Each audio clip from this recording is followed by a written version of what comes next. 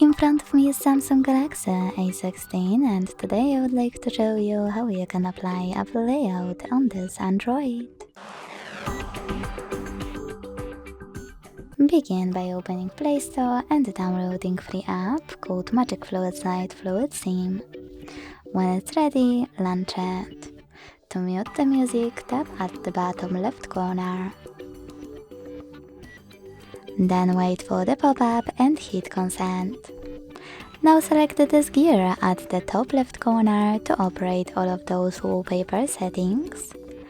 And when you finished, click at the top right corner. Then bottom right corner.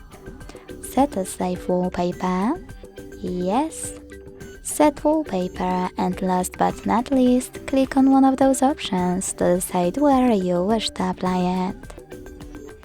Thanks so much for watching. If you enjoyed this video, leave a like, comment and subscribe. Bye!